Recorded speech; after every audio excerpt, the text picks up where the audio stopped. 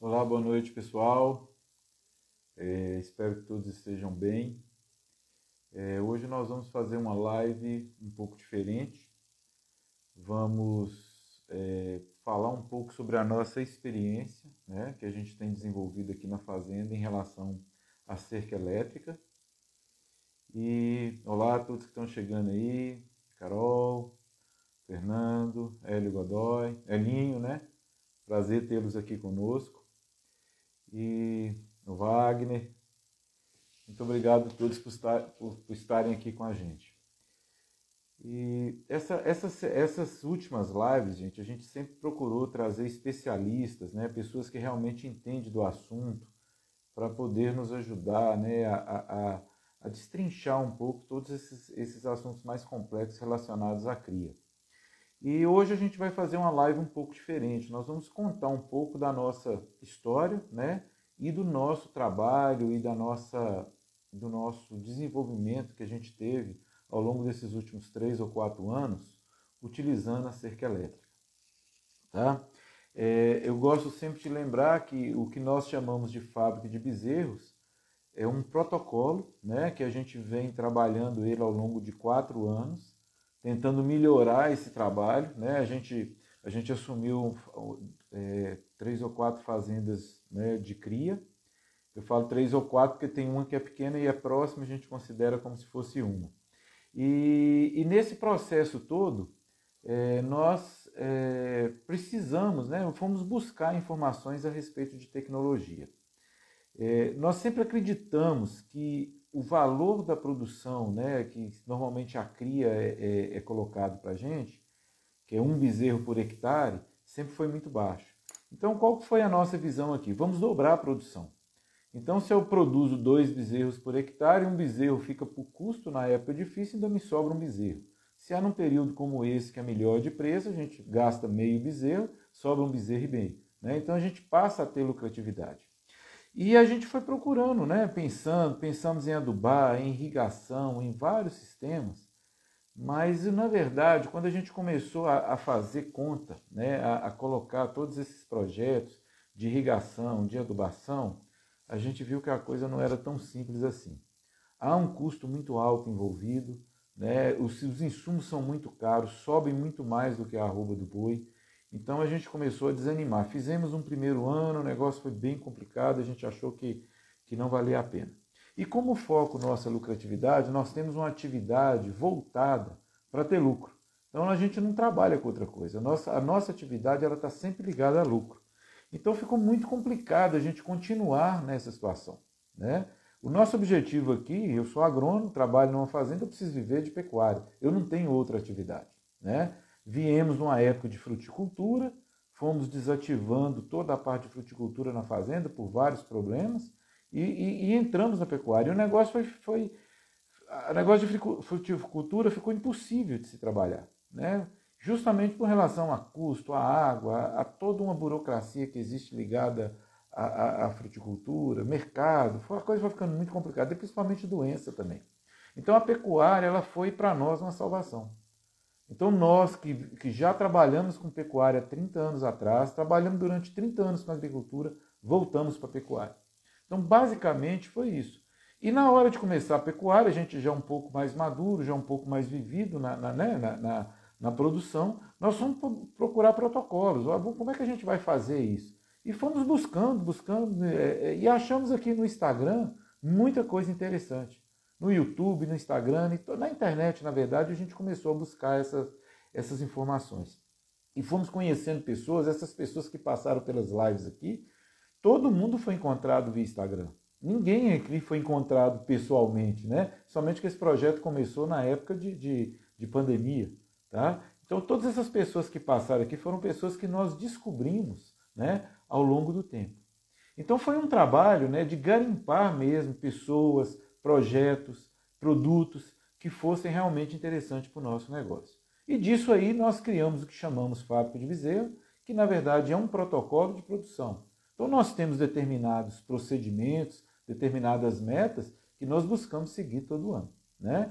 Então, dentro desse apanhado de lives, desse trabalho que a gente fez, praticamente a gente mostrou para vocês tudo que a gente tem procurado fazer. falta a parte de reprodução, né, que é o pessoal da Biocampo, que é o pessoal que dá assistência para nós há 3 anos, que a gente vai fazer a partir da próxima semana.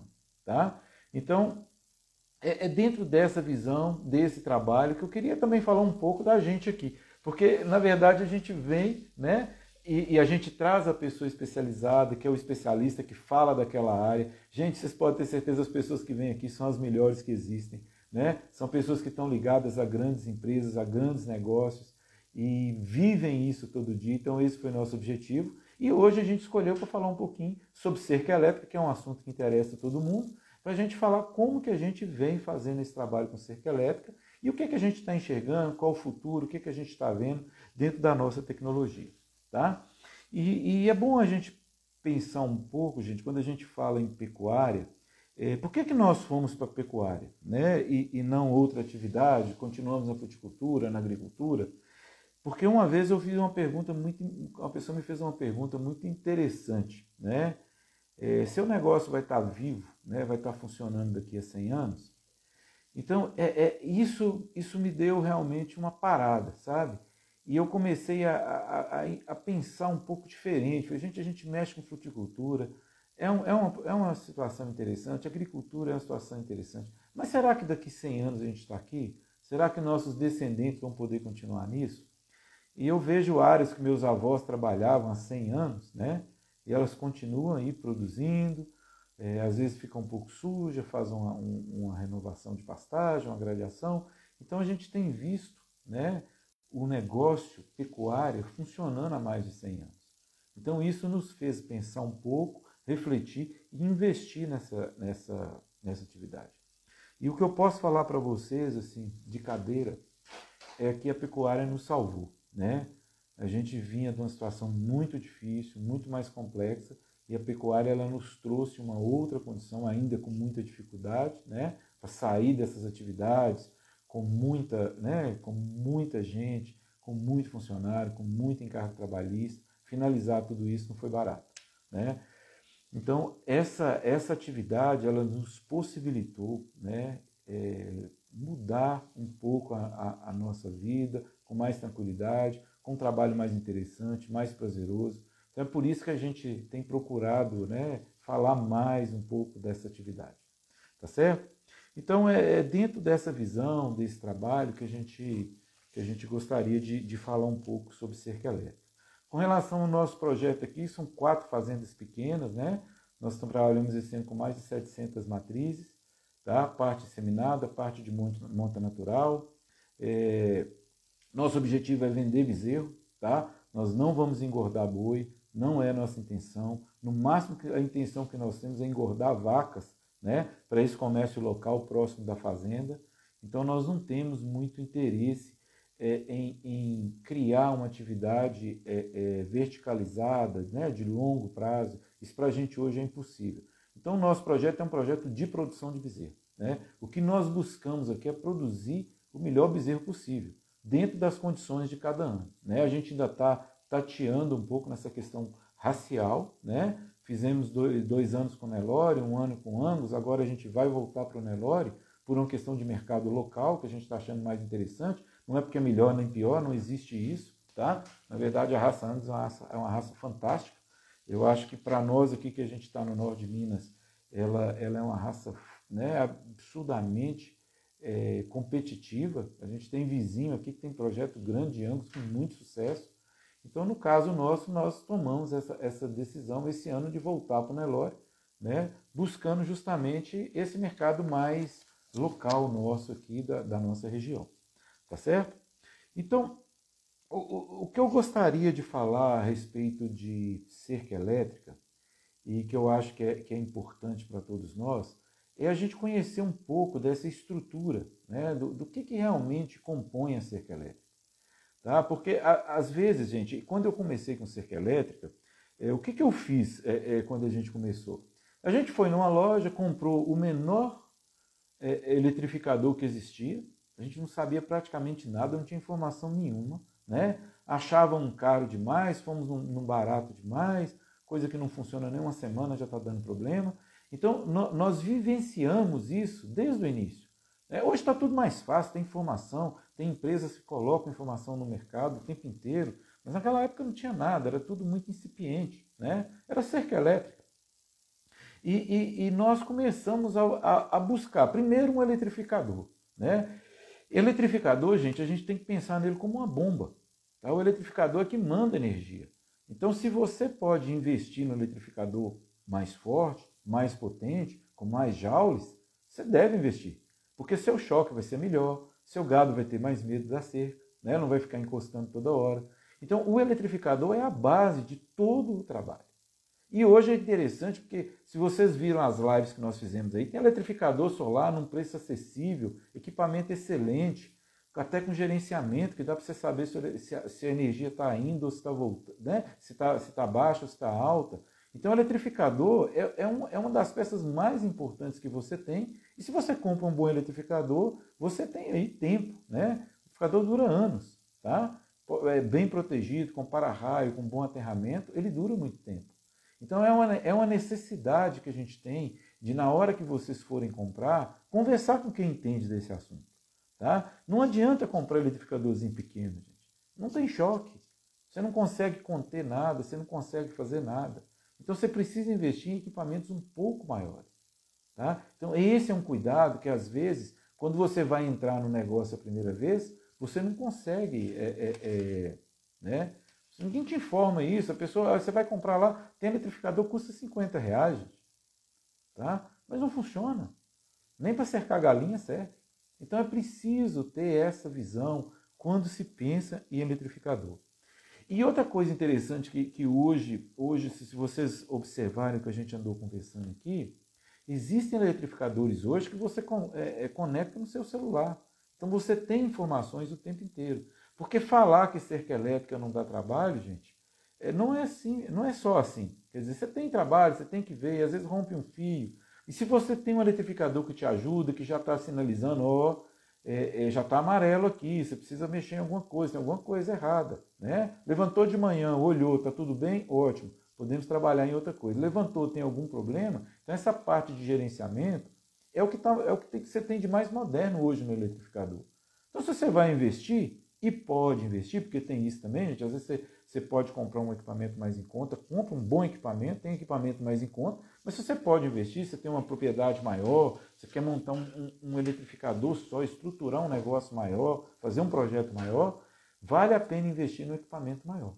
Tá? É o que a gente está vendo ao longo do tempo, né? A questão da energia solar ela é muito interessante, os equipamentos melhoraram muito, a gente já está usando equipamento aqui com energia solar com resultado bom. Então é muito importante que vocês pensem, né, com relação a eletrificador. Tá? Vocês não tentem economizar demais no eletrificador, porque vocês vão ter um problema muito sério de gado arrebentando, de gado passando, é um negócio meio complicado. Tá joia? Com relação às outras partes, é o que a gente sempre fala assim, se você puder, gasta mais um pouco, compra um eletrificador maior, você ia comprar de 5 joules, pode comprar de 10 ou de 12, compra. Você não vai perder em nada. Você tem um equipamento bom, um equipamento que dá um choque muito mais forte, que você mantém o gado afastado da sua cerca, e se você precisar expandir, você não precisa comprar outro. Né? Então é muito importante essa visão quando se pensa em eletrificador, tá certo? Porque, na verdade, gente, o que a gente quer é a qualidade do choque. É interessante a gente falar isso, né? Mas o que nós precisamos, o que nós queremos, o que nós buscamos é qualidade no choque. Né? A gente não podemos ser, né, escravo de equipamento. Né? O Fernando está falando aqui. É o equipamento que trabalha para a gente, não é a gente que trabalha para o equipamento. Tá? Então isso é muito importante, ter essa visão que o equipamento pode fazer muita coisa. E eu não sei vocês, eu aqui hoje é uma dificuldade para mim mão de obra. Né? Eu acho que é uma dificuldade geral, apesar da gente estar perto de cidade, tudo, a gente não está distante, mas é uma dificuldade arrumar pessoas e pessoas boas. Né? Você arruma 1, 2, 3 pessoas boas, mas se você precisa de mais do que isso, é difícil. Então essa mão de obra hoje, você tem que aumentar a produtividade dela. E você só aumenta com equipamento. Não há outra forma de se fazer isso. Tá? Com relação a arames, o que eu posso falar? Gente, nós temos um arame aí, que é o básico, né? Que todo mundo conhece, que chama Eletrix. Tá? Que é o arame que funciona, é o arame que todo mundo usa, é o arame que está sendo usado aí, né? O tempo inteiro, com 3 camadas de galvanização ou de zinco, né? Tem uma resistência baixa. Então é o que se usa. Não há outra coisa para se usar que seja tão bom e em conta. Né? Tem gente fazendo uns arames muito fininhos aí, eu não usei. Né? Eu vi até me ofereceram isso aí, mas é um negócio tão fino que aí você começa a ficar com medo. Né? E lembrando uma live que nós tivemos aí, quanto menor, né, o tubo, menos água passa. Então é a mesma coisa da energia, nós precisamos ter fluxo, senão não adianta. Tá certo? Com relação a fios eletroplásticos, o que eu posso dizer é o seguinte, eu tenho usado fios eletroplásticos, já comprei de 3 tipos de fios eletroplásticos. O primeiro que eu comprei foi um produzido em outro país, lá na Ásia. Tá? Então esse funcionou um pouco, só que ele começou a degradar com o sol. Então foram os primeiros que a gente comprava. Então ele desmanchava na sua mão. Ali com 6 meses, 4, 6 meses, ele já estava desmanchando. Depois a gente foi entendendo isso, investindo um pouquinho mais em fios, né, que sejam mais interessantes. A quantidade de fios de aço que tem dentro é muito bom, gente. Tem que pensar nisso, que às vezes tem 5, tem 6 e tem 9. Tá? Então isso é um negócio que você tem que ver, a espessura desse fio, se o material é tratado com UV. Então às vezes você acha que o fio é caro e na verdade aquele fio vai durar muito mais tempo. Tá? Então esse ano, por exemplo, a gente já comprou mais fios, né, que a gente tem, eu vou falar para vocês mais à frente do sistema que a gente tem trabalhado aqui. Então esses fios eletroplásticos, vocês precisam ver isso. Vai comprar, olha qual é, olha se é melhor, olha as opções que você tem no mercado. Tem boas empresas operando no mercado. Tá? Assistam essas lives que nós temos aí com essas empresas que têm produtos bons e outras empresas também têm, não só elas não, mas eu falo assim, são pessoas que trabalham com isso todo dia há muito tempo. Né? Então é preciso ter essa visão em relação a fios eletroplásticos. E fio eletroplástico, gente, é algo que vai cada dia mais ser usado dentro do que a gente está enxergando. Eu vou falar mais um pouco para vocês à frente sobre essa parte de manejo, mas o que a gente está enxergando em termos de design de propriedade, o fio eletroplástico é fundamental hoje. Tá? É muito complicado. O arame ele vai fazer o perímetro, ele vai fazer algumas divisões, mas essa movimentação dentro, né, da área de pastoreio, essa conformação, quem vai definir é o fio eletroplástico. Tá? Então é preciso investir, é preciso conhecer e é preciso aprender a trabalhar com ele. Tá? Então é algo que se você vai começar, compra um pedaço, compra um rolo, faz alguma coisa, compra algumas hastes, entendeu?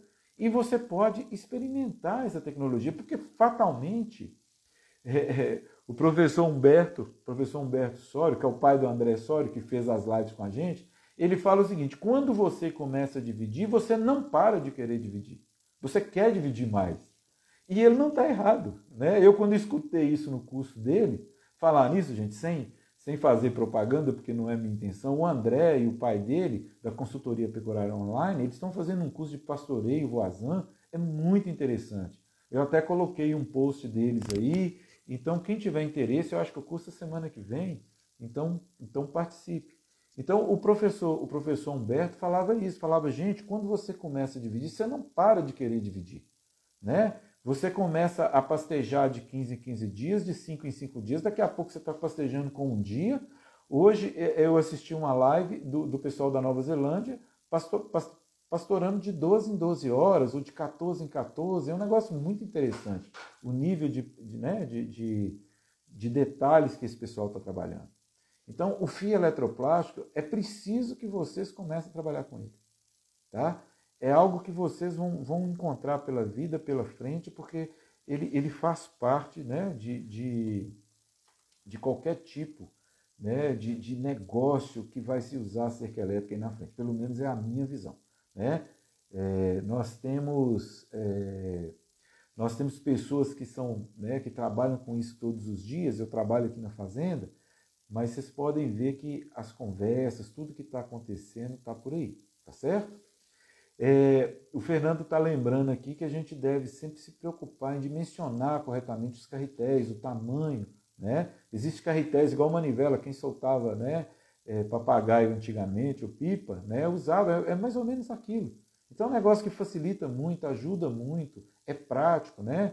O quadriciclo, ele começa a fazer parte das nossas vidas, né, nessas propriedades, então é algo que aos poucos a gente vai ter que adquirir, né, para facilitar esse manejo, né? Então é muito interessante isso, vocês devem pensar nisso quando pensarem em cabos, em condutores. Então é o arame que nós conhecemos, né? Podemos usar um arame com espessura maior no perímetro, o arame eletrix no meio e os fios eletroplásticos. Então a gente está enxergando, né, esse modelo. Aqui na fazenda, gente, a gente não faz mais cerca que não tenha, mesmo a cerca fixa, a gente sempre coloca um fio para ser eletrificado. Então já faz parte do nosso sistema aqui. Então se eu vou fazer uma cerca nova, se eu tenho alguma coisa, eu já coloco, porque eu sei que eu vou precisar em algum momento. Então é melhor fazer logo, depois ter que tirar isso, dá um trabalho danado. Então a gente já está fazendo isso, tá? Eu acho isso interessante, quem for fazer a cerca, comece a pensar, porque vai precisar. Outro equipamento que a gente precisa falar um pouco é com relação a isoladores. Gente, isolador tem de todo tipo. Tem isolador que desmancha, que você pega ele na mão com 6 meses ele está desmanchando. Tem isolador que os fios encostam, né? Normalmente os fios estão afastados pelo plástico, eles acabam encostando de tão ruim que é. E tem isoladores que são mais pesados, que são mais resistentes. Então, na hora que você for comprar, prefira um isolador melhor, né? Porque senão pode acontecer de você chegar num lugar de um colchete, tomar um choque, acontecer alguma coisa, justamente porque você não teve essa preocupação de comprar um bom isolador. E você encontra ele, né, nessas lojas, em todos os lugares. Hoje não é um negócio difícil mais. Isoladores de canto, tem isolador com catraca. Cerca elétrica, gente, é igual o Lego, né? É cheio de pecinhas interessantes. Se você animar, você tem 1000 opções, né? É muito desenvolvido isso, que é uma indústria plástica, não tem muito segredo, desenvolve os equipamentos e vão montando. Então tem muita coisa legal, tá? Então você vai escolhendo aí no seu dia a dia aquilo que é mais adequado para a sua fazenda. Então o que a gente fala de isolador é isso, é você buscar um bom isolador, porque vai fazer diferença. Todo choque que você perde, todo ponto em que há curto, né, em que há passagem, alguma passagem de energia, você está perdendo o seu choque lá na ponta, né? Nós estamos vendo aqui o Wagner falando que isolador não é gasto, é investimento. É isso mesmo, né? Isolador é uma das coisas importantes que a gente tem dentro do sistema. Uma outra estrutura, gente, que eu ainda não uso e que a gente tem visto muita gente usar e são essas porteiras, né? Esses colchetes, essas com mola. Tá? Aqui para mim não funcionou bem. Eu comprei há uns 2 anos atrás e eu deixei de usar. Mas já tive notícias conversando com o pessoal que existem molas hoje mais interessantes, mais resistentes. Porque veja bem, às vezes o animal pode dar uma encostada ou numa briga ali, alguma coisa, ele pode empurrar aquela mola e tem molas que elas abrem e não voltam. Tá? Então eu fiz uma área toda bonitinha, quase 70 hectares, todo dividido, tudo arrumadinho, tudo com os cochetinhos, tudo um negócio, né, de cinema. E as molas, em algumas molas, o gado encostou de alguma forma e elas abriram e não voltaram. Então é um equipamento que vocês têm que ter um pouco de cuidado com ele. Com relação a aterramento e para-raios, o que eu posso dizer para vocês é o seguinte. Eu não sei, eu não posso te dizer, mas eu vou te falar que eu acredito que de 50% a 60% do insucesso, né, de muita cerca elétrica que aconteceu foi problema de aterramento. Né? Nós tivemos uma live, as lives todas que vocês viram, todo mundo fala disso. Porque, gente, normalmente a gente não aterra bem. A gente põe uma haste num local seco, em pequena quantidade, mal conectada, tá certo? A gente quer que o solo faça a terra. E às vezes hoje, no sistema nosso aqui, nós levamos 2 terras em uma fase. Né? Nós trabalhamos com 3 fios. Então, esse problema, eu acredito, assim, pela dificuldade que eu tive de entender isso no primeiro momento, porque ninguém te explica, não, você põe as hastes lá, até os desenhos, gente, vem tudo bonitinho. Hoje já melhoraram muito isso. Mas naquela época, quando a gente começou, não tinha nada disso. Então, essa questão do aterramento é muito séria. Tá? Então, se você tem que aterrar, use várias hastes, coloque num lugar úmido. Tem gente que põe gotejador para manter aquele lugar úmido, para vocês terem uma ideia, uma torneira ali pingando ali do lado, com um pequeno gotejador. Então, são técnicas, são situações que a gente precisa, né, se adaptar. E para você ter condição de ter choque, senão você não tem choque. Né? Você não tem praticamente umidade nenhuma no solo. Então, como é que você vai ter uma transmissão? Né? Nossos solos não são os solos da Nova Zelândia, que tem uma composição diferente, né? São solos talvez mais vulcânicos, né? Que tem uma condutibilidade melhor. Os nossos solos não são assim. Né? Então a gente precisa criar essa situação, normalmente levando esse terra junto da fase. Né? Então eu tenho 2 fios, né? Uma fase e um terra, ou então 3 fios. Pode ter 2 de choque e um de neutro, né? O 2 de neutro e 1 de choque, aí cada um desenvolve seu sistema da forma que achar melhor. Tá? E para raio, né, que alguns chamam de desviador de raio, que é um equipamento importante você colocar, que ajuda a proteger, que você pode, não é um equipamento tão caro dentro de uma cerca elétrica, e você pode colocar mais de um, né? Você pode se proteger, às vezes você tem cercas vindo de vários lugares, então é muito bom você ter esse tipo de equipamento aqui, tá certo? Com relação às estruturas, gente, eu discordo um pouquinho. Às vezes as pessoas falam assim, vamos usar madeirinha fina e tal. Eu usei nos primeiros anos, sabe, gente? Eu aprendi que a questão da madeira, a cerca elétrica, você acha que vai fazer a cerca elétrica e vai desmanchar. Você não vai desmanchar, você vai querer melhorar a cerca elétrica. É um erro isso. Então as pessoas, quando eu comecei, eu comprava da madeira de eucalipto mais fininha, né? E hoje eu me vejo reformando, porque eu fiz a cerca no lugar certo, né? E não comprei a madeira adequada. Então, normalmente eu uso a madeira normal que eu usaria para fazer a cerca, tá certo? É o que eu uso, é isso. Eu coloco a cada 20 metros, a cada 30, porque vai muito em função do relevo. Eu já vi gente falando até 50 metros, mas assim, eu nunca usei.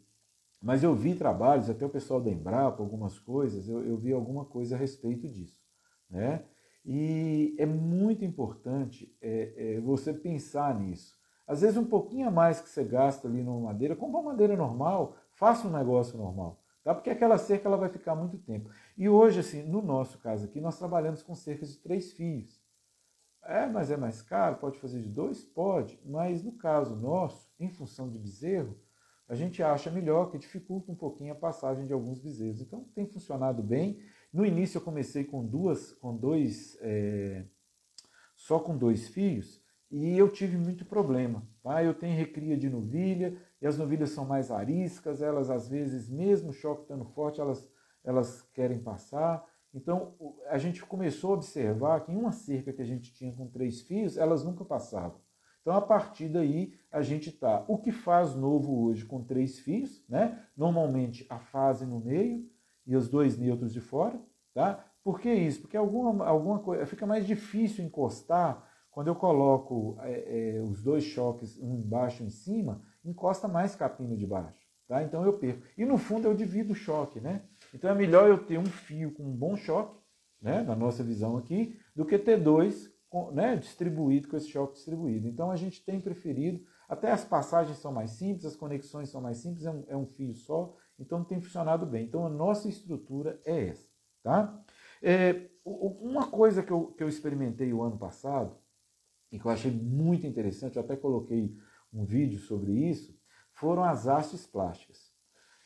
Porque veja bem, gente, isso foi no curso que eu fiz lá com o André. Alguém falou isso, falou, mas às vezes, por exemplo, você tem uma área de 2 hectares, é o que deu para você fazer. Porque quando você começa, é muita divisão, você começa pensando, você fez uma área lá, de 5 hectares. Então, com a estrutura das hastes plásticas ou de vergalhão, então aí depende muito do preço, às vezes o vergalhão está mais em conta, com o isolador, tem um isolador próprio para o vergalhão, você faz, cortado direitinho, leva para um ferreiro fazer, coisa simples. Então você pode usar esses 2 sistemas. Então o que uma pessoa falou no curso? Falou, Juliano falou lá, divide a área com coisa, o gado come a primeira parte, por exemplo, durante 3 dias, depois você tira o gado, porque o gado não volta onde eles passaram, gente. O gado não gosta. O gado ele gosta de comer no capim limpo. O capim que ele defecou ou que ele urinou, Ele não gosta do cheiro. Então, normalmente se fala muito, por isso que se fala, não, o gado tem que ficar um dia, porque a partir de um dia começa a ter mais cheiro. Então, o gado não gosta. Então, aí nós começamos a usar isso e foi um sucesso muito grande. Né? Eu inclusive, acho que eu adquiri com o Wagner, lá da Taurus Representação, que está aí, que é amigo da gente, que está sempre próximo a gente. Então, eu comprei na época 50 hastes e foi um negócio estrondoso, foi muito interessante. Daí, eu comecei a enxergar uma outra forma de manejo, que depois eu vou falar para vocês, que depois eu fui ver que é o que se está usando na Nova Zelândia. Tá? Então, a haste metálica, o vergalhão, madeira.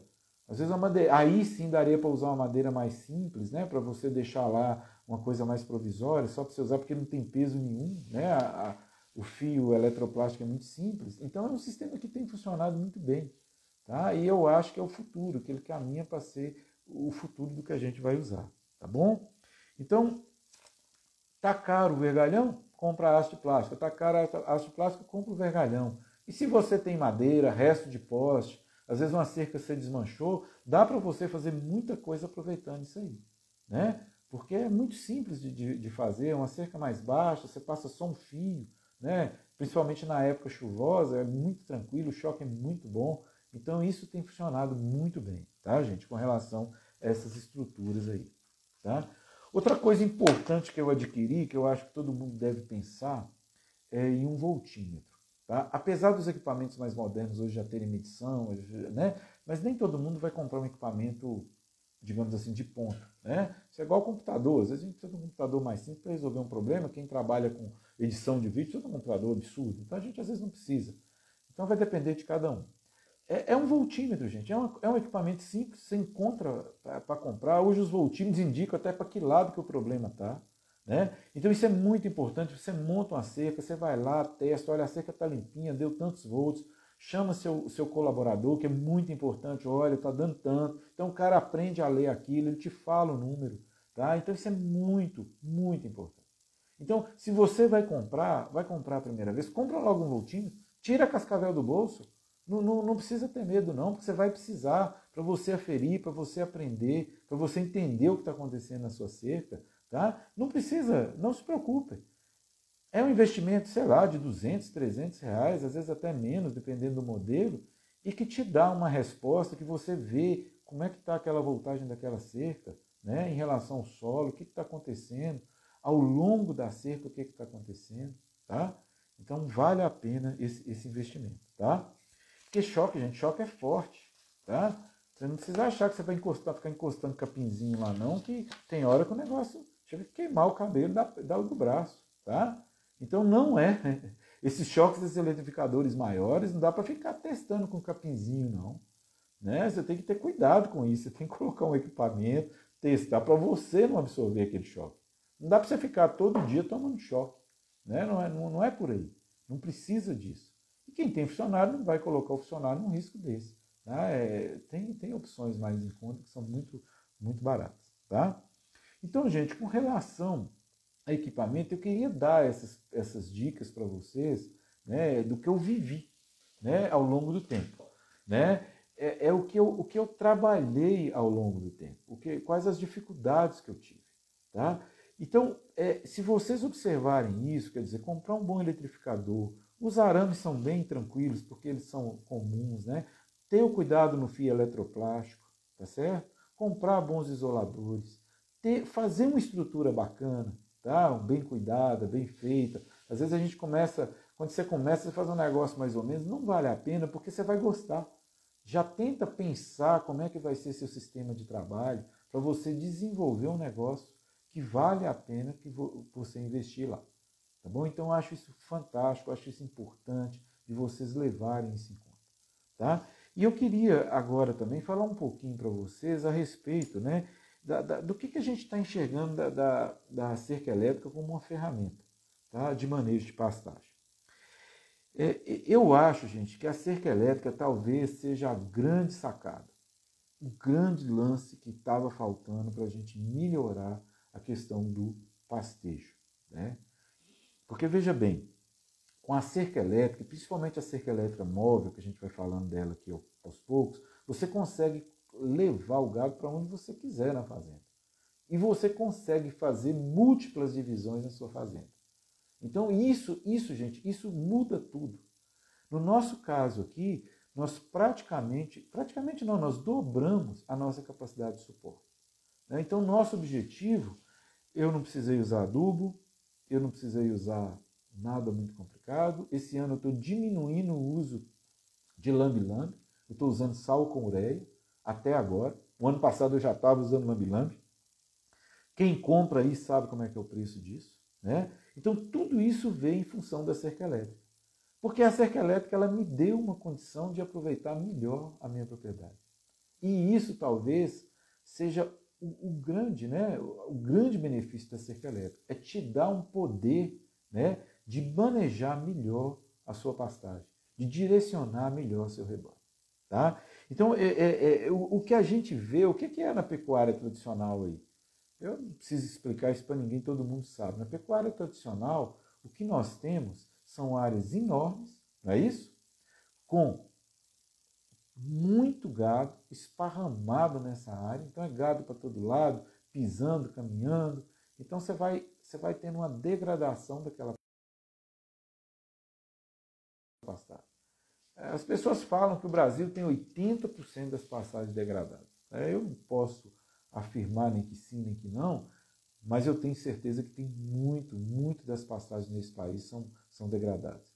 Por quê, gente? Porque você pisa o tempo inteiro, você não descansa o pasto, você não dá tempo o pasto, né, recuperar. E a cerca elétrica ela traz justamente essa condição de diminuir o tamanho desse pasto, concentrar e dar o que Voisin, né, o que a lei de Voisin fala que é a lei do descanso, dar o descanso para esse pasto. Então eu acho que a cerca elétrica ela fecha toda essa situação, ela traz tudo isso aí para nós e nos coloca numa condição de comando na fazenda. Tá? Então isso é muito importante. A única coisa que eu digo para vocês é que é preciso, às vezes, um projeto. Uma pessoa que entenda, uma pessoa que já tem vivência com cerca elétrica para fazer esse desenho para vocês. Então, cada região, né, você já tem pessoas aí que têm condição de fazer isso. Né? E quem não tem, entra em contato, liga para as pessoas, olha, eu preciso falar com uma pessoa que entenda, né, que possa me ajudar, que possa me dar orientações aqui. Né? Às vezes comprar um equipamento de uma empresa ou de uma loja maior é interessante por isso, que às vezes tem um agrônomo lá, uma pessoa que possa te dar, um agrônomo, veterinário, o que for, que possa te ajudar a você desenhar isso. Tá? Hoje a gente tem ferramentas muito boas na internet para desenho. Tá? Então, o que eu digo para vocês é o seguinte, vai começar com isso, converse um pouquinho com as pessoas que já trabalharam, visite fazendas, converse com quem compra, que já compra, para vocês terem informação maior e criar um bom projeto. Tá? Porque depois que está pronto, vai ficando complicado, você vai tendo que desmanchar, você fala, podia ir por aqui, mas não vou, né? Agora eu vou mudar para cá, então fica difícil. Né? E eu vou dizer para vocês, falta muito conhecimento. Apesar de ser, né, um equipamento conhecido, um equipamento, né, que já se usa há muitos anos, poucas pessoas conhecem a fundo cerca elétrica. O vendedor normalmente ele te vende, por isso que eu falo com você que você tem que apertar ele, porque ele tem que aprender um pouco mais às vezes. Né?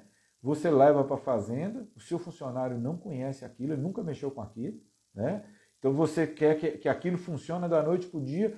Quem te vendeu não sabe, você não sabe e seu funcionário não sabe. Ou seja, ninguém sabe nada. Então é preciso buscar pessoas que saibam, que já têm vivência, que trabalham com isso. Ou seu vizinho, né?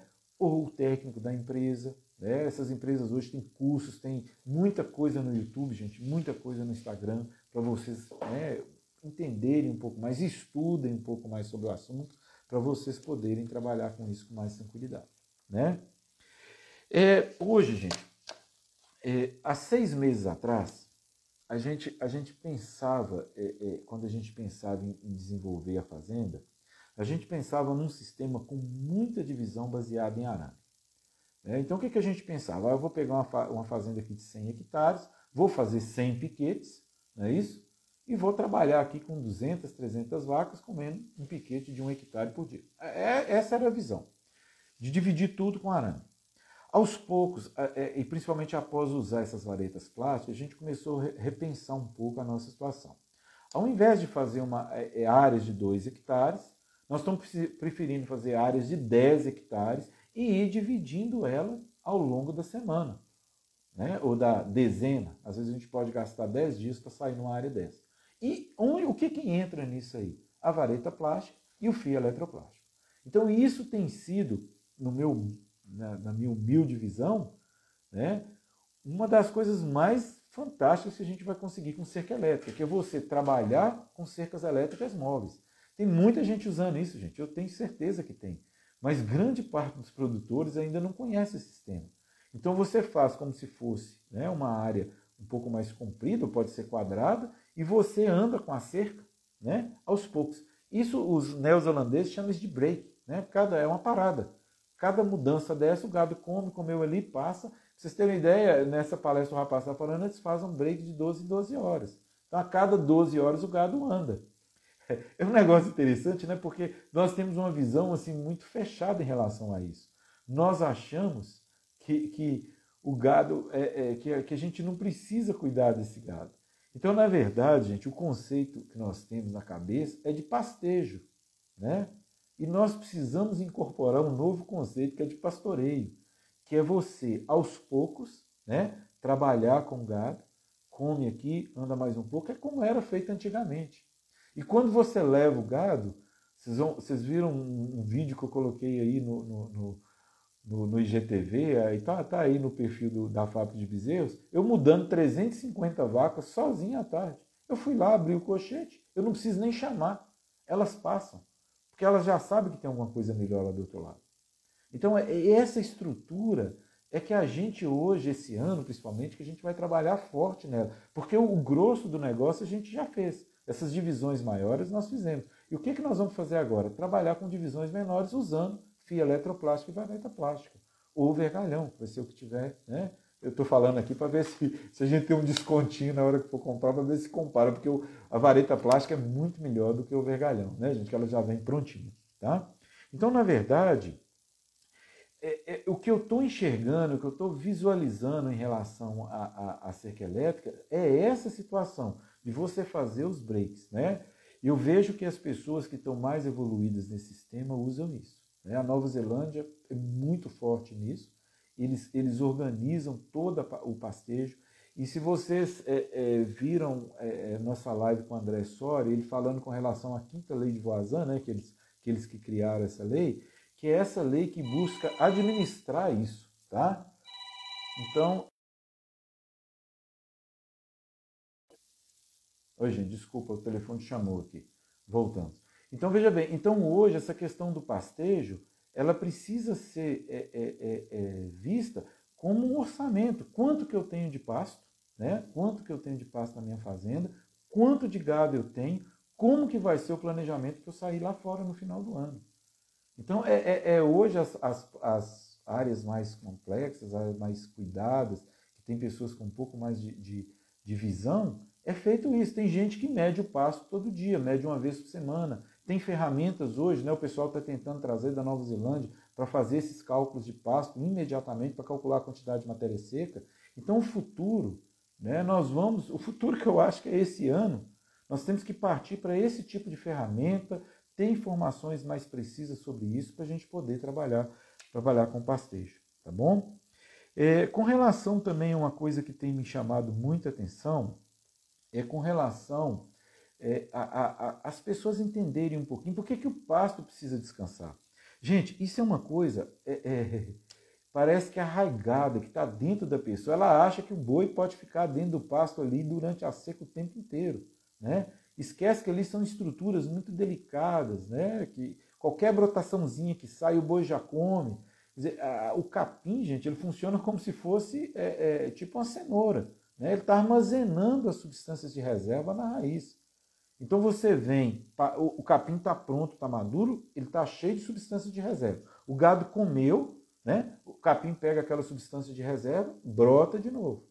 Aí você traz o gado, né? Ele não é que é maduro, que ele está, vamos dizer assim, numa condição boa já de crescimento, já armazenou de novo, o gado come. Então, esse é o ciclo.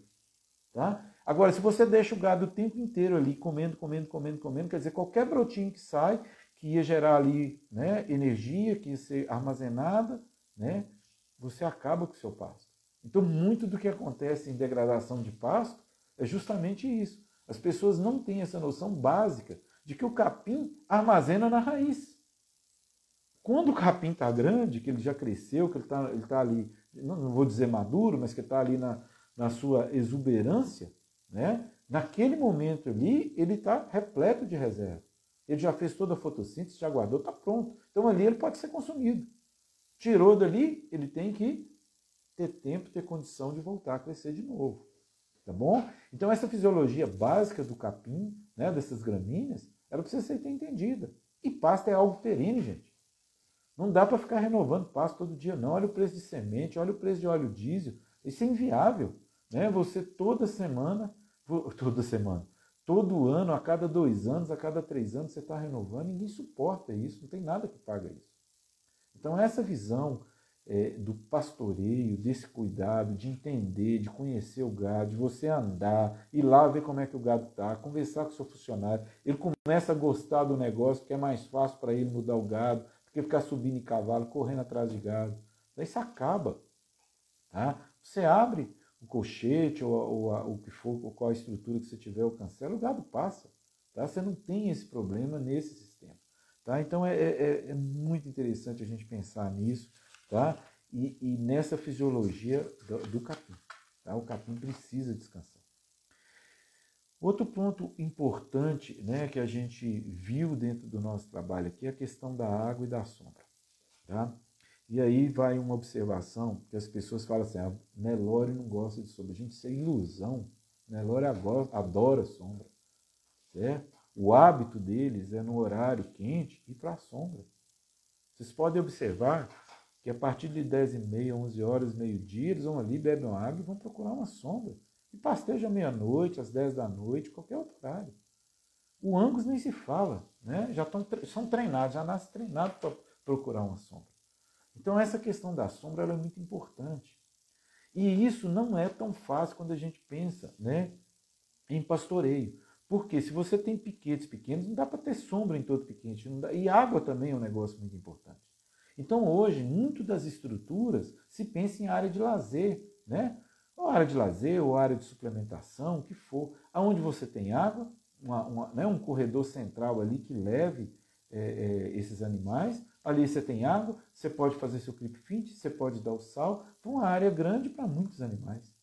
Então, essas estruturas hoje, elas precisam existir. Né? Ou às vezes você tem uma área na sua fazenda, que, né, próximo do pasto, que tem uma área, tem uma pequena matinha, que você pode deixar o gado lá tranquilo. Então, é preciso pensar nessas duas coisas. Água, né, de qualidade e abundância, e sombra. Posso fazer isso no piquete? Ótimo. Por que é bom você fazer isso no piquete? Porque lá vão ficar todas as fezes e a urina. Tá? E é um volume muito grande de material depositado. Gente. Cada animal, né, é 20 quilos de fezes, né, e 18 litros de urina, né, em média, todo dia. Então, quem trabalha com adubação orgânica sabe, né, a quantidade disso aí. E, às vezes, numa pecuária mais simples, não tão intensa, isso pode substituir grande parte de qualquer adubação química que você precisaria colocar. Né? Um gado bem mineralizado, ele pode ter condição de substituir isso aí. Tá? Então, isso é preciso observar isso aí. Voltando aqui, né, falando um pouco, voltando essa ideia de pasto, a gente tem uma visão de pasto, eu não sei, parece que a gente tem uma visão que pasto é uma coisa que nasceu lá, né? Eu não sei se isso é uma coisa arraigada. Aqui no norte de Minas não é, porque aqui a gente não tem pasto natural. É muito raro, só nessas regiões mais altas. Mas pasto, gente, é uma lavoura, ele tem que ser bem plantado, tem que ser bem cuidado, tem que estar limpo. Né? Às vezes cabe adubação, tá? Mas isso, às vezes você nem aproveitou direito seu pasto e já quer adubar. Tá? Então você tem que ver, será que você não está perdendo pasto? Eu vejo gente passando roçadeira de pasto para lá e para cá o tempo inteiro, todo ano. Todo ano o cara roça a fazenda. É lindo, mas quanto custa isso? Né? Será que às vezes esse dinheiro não poderia ser gasto com outra coisa? Né? Dividir mais esse pasto, aproveitar melhor? Né? Então, essa visão de pasto, eu acho que eu recomendo a todos que procurem mais informações, façam um curso, né? Tipo, uma vez por ano, gente, faz um curso de pastagem, um curso que pode te agregar mais, conhecer mais sobre essa planta, as opções que você tem. Né? Hoje a gente já está procurando gramas para a gente poder trabalhar no período seco. Né, para a gente ter alguma brotação no período seco, para vocês verem como é que, né, nesse período mais frio que não brota. Então tem muita coisa acontecendo nessa área. Né? Tem muita gente boa falando sobre isso, até no Instagram.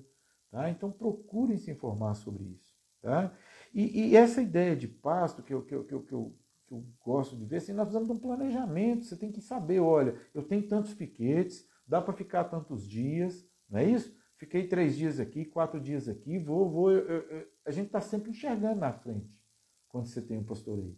Né? Se aqui eu fiquei 3 dias, eu ia ficar 2 dias, deu para ficar mais um dia, você empurrou todos os seus piquetes, você descansou todos os seus piquetes um dia a mais. Então, às vezes, no final de 20, 30 piquetes, você ganhou 30 dias de descanso no último piquete.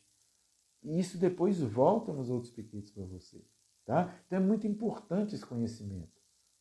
Ok? Então pensem nisso quando vocês forem trabalhar. Né? Nós precisamos aprender a colher pasto. Tá? Não é pogado lá, você tem que ir lá olhar como é que está a altura, tá bom, dá para ficar mais um pouco, somente nesse período da seca que não brota, você pode aproveitar um pouco mais. Então é importante isso. E quem quiser sofisticar mais, é medir.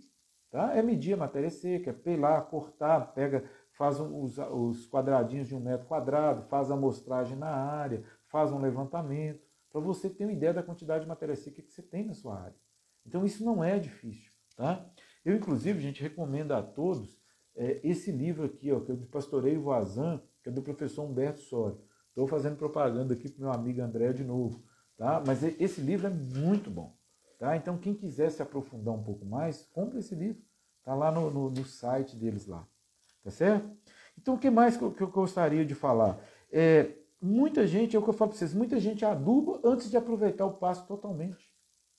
Então, veja bem, se você está usando roçadeira na sua fazenda, tem alguma coisa errada. Né? Você está deixando sobrar, você não está manejando de forma correta, tem alguma coisa errada aí. E no caso nós do norte de Minas, a gente não pode se dar o luxo. Ah, sobrou ali uma ponta. Gente, se sobrou, pode ter certeza que na seca não vai sobrar. Ela vai fazer falta, então é melhor deixar. Então aqui a roçadeira nossa é boca de boi. Né? A gente tenta com o boi. Né? Uma vez ou outra eu posso usar uma roçadeira numa situação muito difícil, mas normalmente, né, a gente trabalha com boca de boi resolvendo esse problema. Tá?